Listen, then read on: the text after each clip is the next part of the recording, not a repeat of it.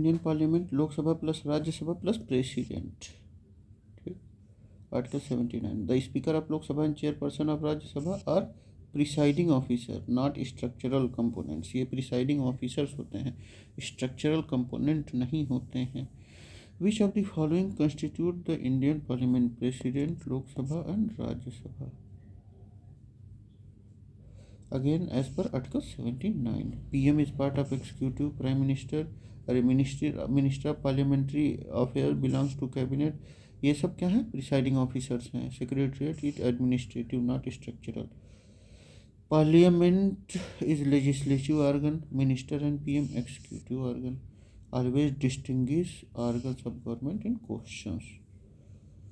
Indian parliament consist of president, Lok Sabha and Rajya Sabha. Ministers including PM may be members of parliament but they are not part of structural composition। ठीक, executive हो सकता है, legislative हो सकता है। Which is not an integral part of Parliament? तो president, Lok Sabha, Rajya Sabha है, vice president नहीं है। Vice president is not a member of Parliament as per article 64। Vice president is ex officio chairman of Rajya Sabha but is not part of Parliament structure under article 79। Article 79 के according. ठीक, minimum number of times Parliament must meet in year. दो बार मिलना है, लेकिन generally 3 बार मिलती है। 6 महीने के गैप, मतलब 6 महीने से ज़्यादा का गैप नहीं होना चाहिए। As per article 85(1) there shall not be a gap more than 6 months between 2 sessions of parliament. This means at least 2 sessions are required each year. Budget session February to May, monsoon January to September, winter November to December. But constitutionally only 2 are mandatory. ठीक, ये देख लिया जाए एक बार। Parliament structure article 79, president, Rajya Sabha और Lok Sabha. Vice president article 64, chairman of Rajya Sabha not part of parliament. ये part of parliament नहीं है, भले वो क्या कहा जाता है, स्ट्रक्चरल पार्ट ऑफ पार्लियामेंट नहीं है, वैसे मेंबर हो सकते हैं ये एक्स ऑफिशियो चेयरमैन के रूप में। PM minister role executive not structural part of Parliament. Executive role है, स्ट्रक्चरल नहीं है पार्लियामेंट के लोग। Minimum sessions article 85(1) must meet at least twice a year, मतलब 6 महीने के गैप, मिनिमम मैक्सिमम 6 महीना होना चाहिए gap. President role summoning, prorogue, dissolving, addressing, assenting. ठीक, समन कर सकता है, प्रोरोग कर सकता है, ठीक, मतलब सत्रावसान कर सकता है,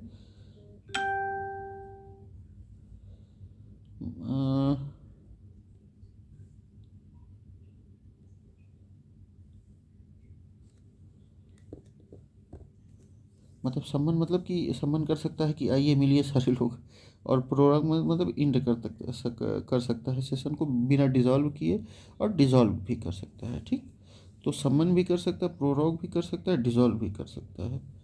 एड्रेस करता है और बिल्स को असेंट करता है। ठीक, speakers, vice president presiding officers होते हैं, ये कंपोनेंट नहीं होते हैं पार्लियामेंट के। तो देखिए, बजट सेशन फरवरी मई से होता है, मानसून सेशन जुलाई से सितंबर।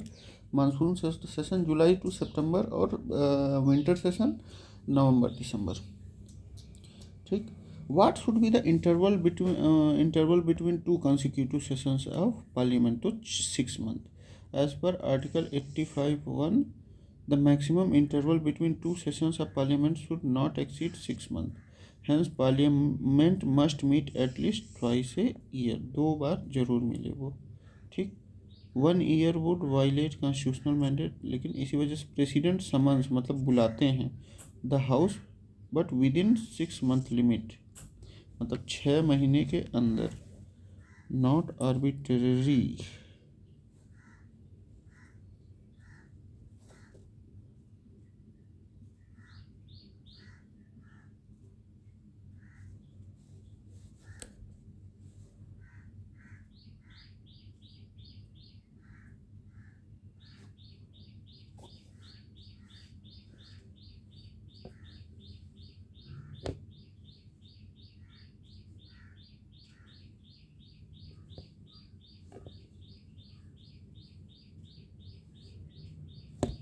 मतलब आर्बिट्रेरी मतलब मनमाना नहीं बुला सकते हैं, जब मतलब वो हो तभी बुलाएंगे, मतलब यूजुअल सेशंस बजट, मानसून और विंटर, ये यूजुअल सेशंस होते हैं।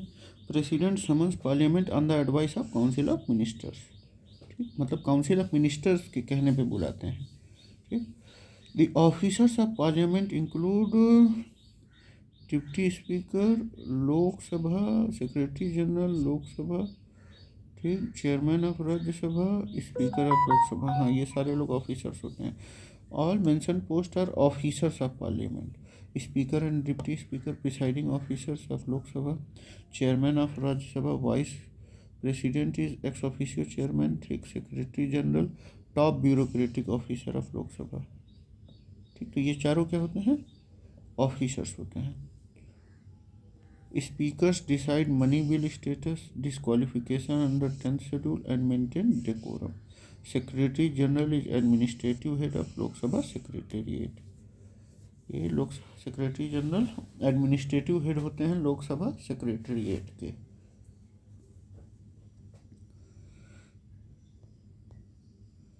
Membership is terminated if MP remains upset for 60 days, 60 दिन तक अगर कोई मतलब अपसेंट रहेगा तो उनका मेंबरशिप क्या हो जाता है, ख़त्म कर दिया जाता है।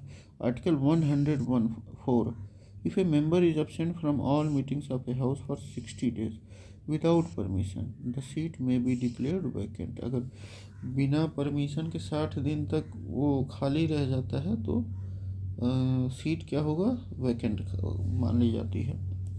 Days when the house is adjourned for more than 4 days or prorogued are not counted, मतलब अगर जो है 4 दिन के लिए स्थगित कर दिया गया है, एडजर्न कौन करता है, स्पीकर करता है, ठीक, प्रेसिडेंट नहीं करता है, या मतलब डिसॉल्व नहीं किया गया है लेकिन सेशन टाल दिया गया है, वो काउंट नहीं होगा, ठीक। अगर adjourn days when the house is adjourn for more then 40 days, अरे सॉरी 4 days, या प्रोरॉग कर दिए गए हैं तो वो काउंट नहीं होगा।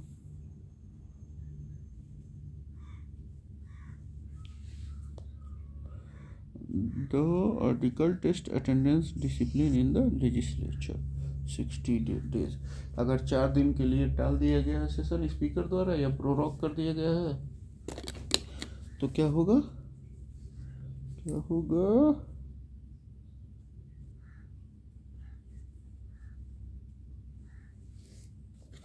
मतलब प्रोरॉग मतलब या तो इंड कर दिया गया है सेशन या तो स्थगन, मतलब प्रोरॉग कौन करता है, प्रेसिडेंट करता है। MP seat declared vacant if absent of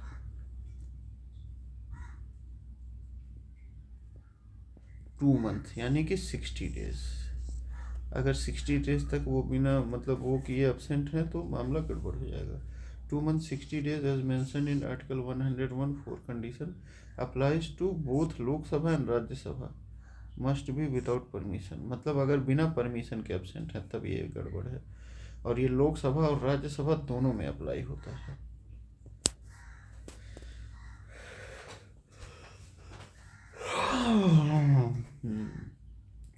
disqualification for absence for how many days, 60 days। Article 101(4), parliament में declare seat vacant after 60 days, it's not an automatic disqualification, it require a resolution by the house, और ये क्या, house एक resolution लाएगा तब वो disapply होंगे, automatic disqualified नहीं होंगे, ये भी ध्यान रहे। First MP disqualified for absenteeism belong to council of state Punjab के in 2000, Barjinder Singh Hamdard, independent MP from Punjab, was disqualified from Rajya Sabha for 60 days absent without permission. This was the first real case under Article 104, showing the House power to uphold accountability show करने के लिए।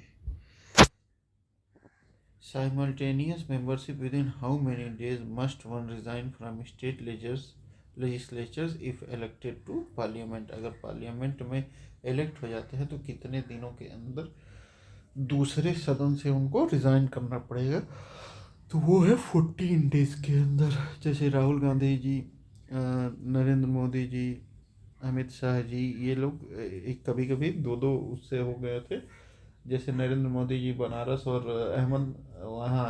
गुजरात के एक seat से हो गए थे। राहुल गांधी जी रायबरेली और वहाँ से अरे वायनाड से हो गए थे। तो 14 दिन के अंदर जो है रिज़ाइन करना होता है as per article 101(2) plus prohibition of simultaneous membership rule 1951 can not be a member of both Parliament and state legislature if elected to both must resign from one within 14 days or parliamentary seat becomes vacant.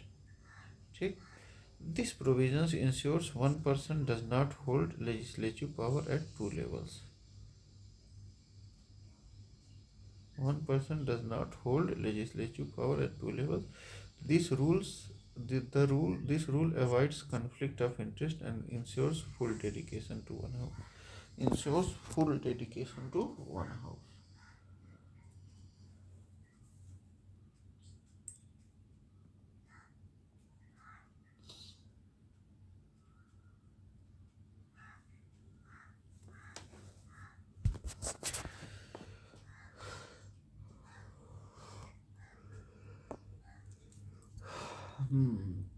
ये देखा जाए maximum gap between sessions article 85(1) not more than 6 months. Officers of parliament constitutional practice है ये article. Constitutional practice कौन है officer parliament के? Speaker है, deputy speaker है, चेयरमैन ऑफ राज्यसभा है और सेक्रेटरी जनरल। ये लोग कौन है? ऑफिसर्स हैं पार्लियामेंट के। वैकेशन ऑफ एब्सेंस आर्टिकल 101(4) के according 60 days absence without permission. और वो भी मतलब अगर 4 दिन के लिए सेशन को एडजर्न कर दिया गया है स्पीकर द्वारा या उस सत्र को ही प्रोरोग कर दिया गया है प्रेसिडेंट द्वारा, तो वो काउंट नहीं होगा। ठीक। और ये ऑटोमेटिक रिजोल्यूशन नहीं है, एक रेजोल्यूशन लाना पड़ता है तब वो मतलब डिस्क्वालीफाई होंगे। Simultaneous membership article 101(2) rule 2 of 1950 rules 14 days to resign from one house. Disqualified for absence first. Council of state से राज्यसभा से बरजिंदर सिंह हमदर्द जी 2000 में इनको वो कर दिया गया था। Privilege motion against a minister can be raised when withhold facts of a case or give distorted version of facts. अगर वो गलत जानकारी दे रहे हैं या तोड़ मोड़ के जानकारी दे रहे हैं तो उनके खिलाफ क्या होगा? प्रिविलेज मोशन लाया जा सकता है। ए privilege motion is raised when a member of the house is found guilty of breach of privilege either by withholding facts, presenting distorted information or obstructing proceedings. This applies to both minister and members of parliament. ये किसी के भी खिलाफ लाया जा सकता है, ministers के खिलाफ भी और मेंबर ऑफ पार्लियामेंट के खिलाफ भी प्रिविलेज। अब देखिए, losing confidence is related to no confidence motion. Long absence में lead to vacation of seat. Misleading और hiding fact is a breach of privilege. ठीक। Rules of procedure Lok Sabha rule 222 govern privilege motions. It is refer to the committee of privilege for investigation.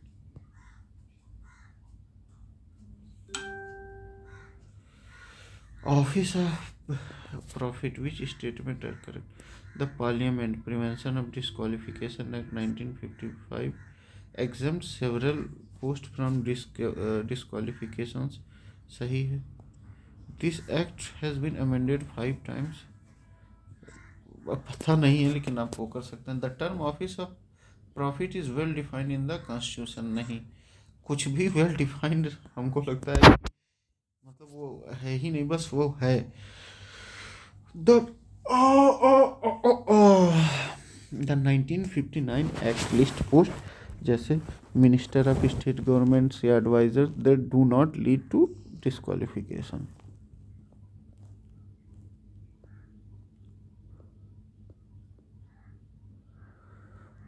The act has been amended 5 times. As per Article 1, the term office of profit is not defined in the Constitution or Representation of People Act 1951. It is interpreted by courts. Courts decide करती हैं. As per Article 102(1)(a), a person is disqualified if holding an office of profit under government unless exempted. जैसे minister को exempt किया गया है, advisers को exempt किया गया है.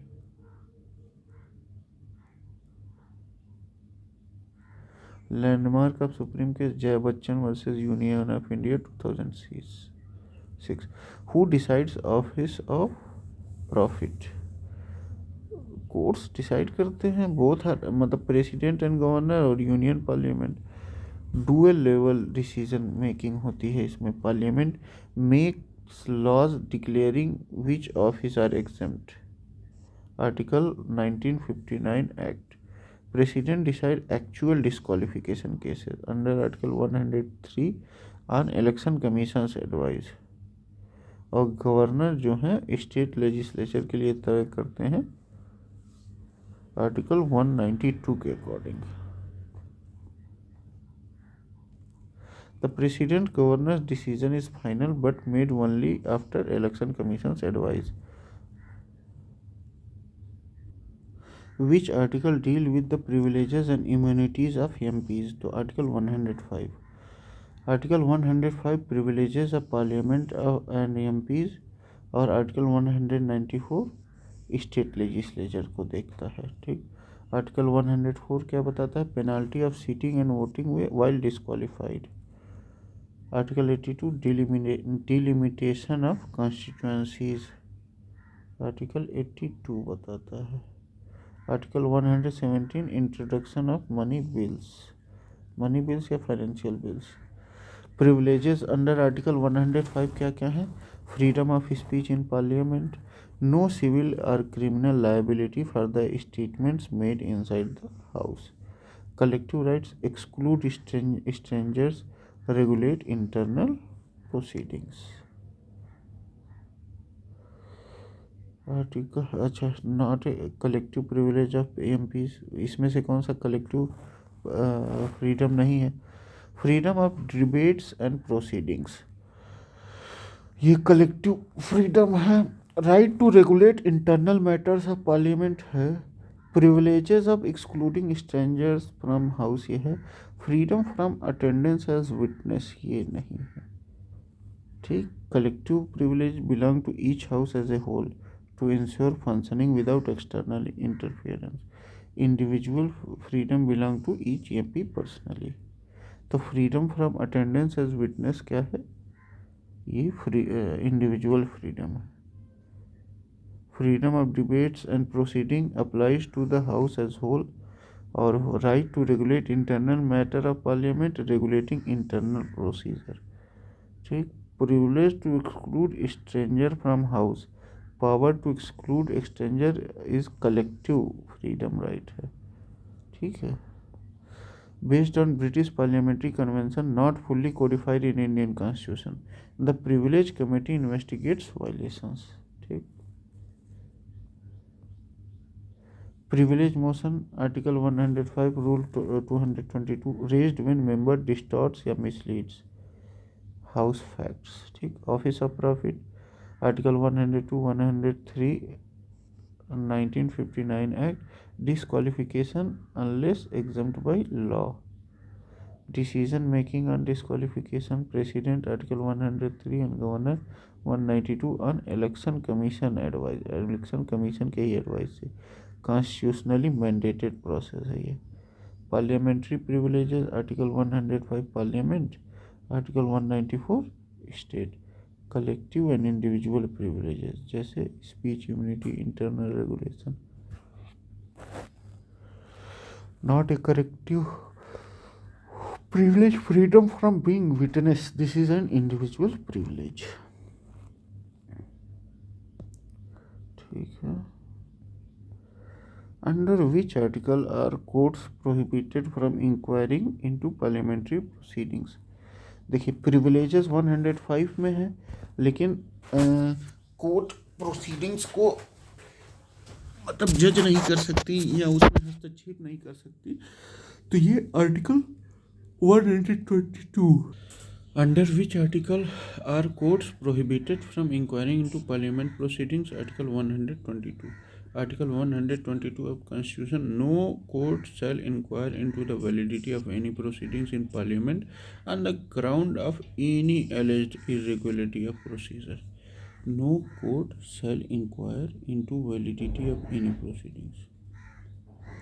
कोई भी कोर्ट इंक्वायर नहीं कर सकता validity of any proceedings in parliament on the ground of any alleged irregularity of procedures. This protects the independence of the legislature from judicial overreach in internal matters. ये क्या प्रोटेक्ट करता है? Independence of legislatures from judicial overreach in internal matters.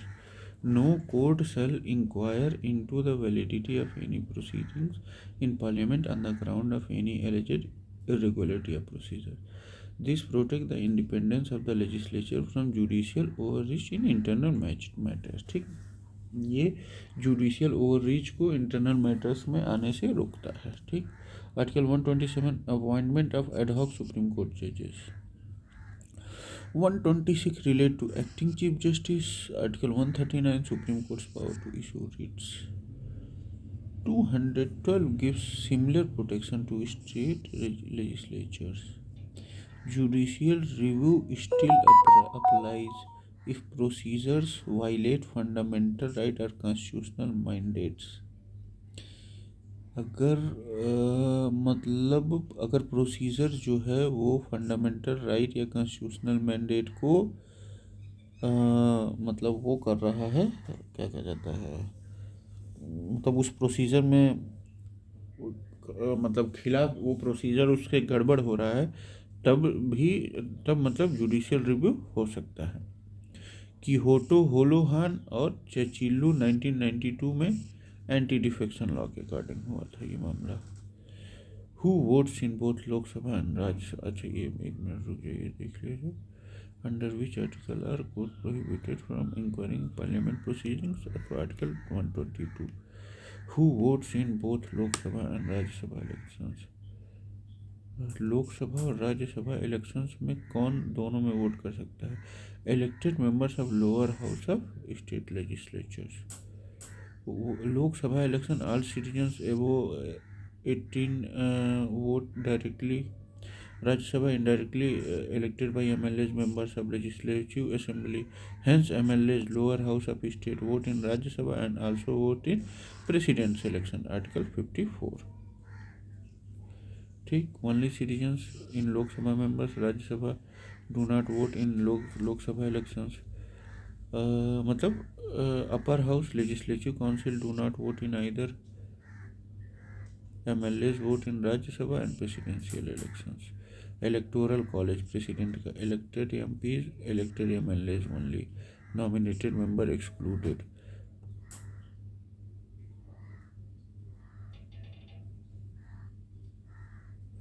और मान लीजिए vice president चुनना हो तो लोकसभा प्लस राज्यसभा के सारे मेंबर वो नॉमिनेटेड भी हों या इलेक्टेड हों सारे लोग।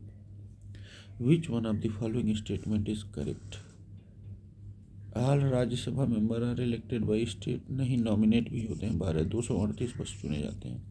Vice president must be a Rajya Sabha member to contest. नहीं, वो किसी का भी मेंबर नहीं रहते हैं। Rajya Sabha requires residency, Lok Sabha does not.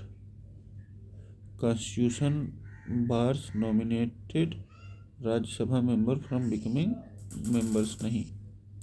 12 members of Rajya Sabha are nominated by President. Article 80.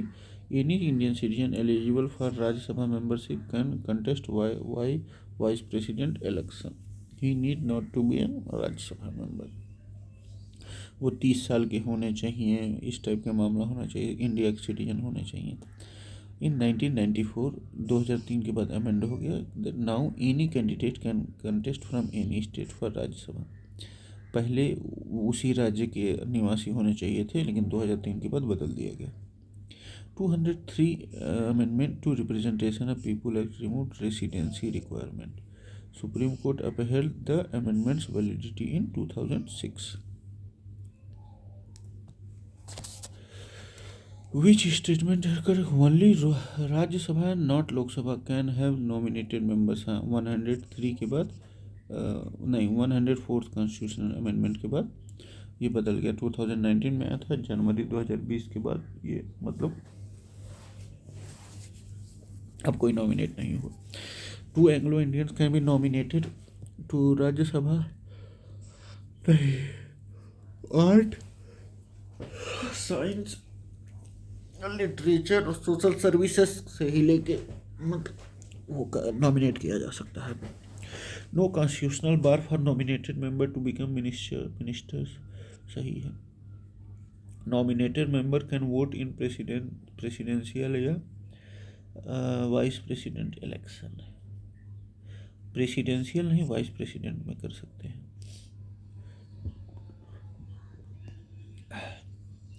Article 81A 12 nominated members in Rajya Sabha. Lok Sabha has 2 Anglo Indians under article 331, लेकिन अब रिमूव कर दिया गया है 104 कॉन्स्टिट्यूशनल अमेंडमेंट से।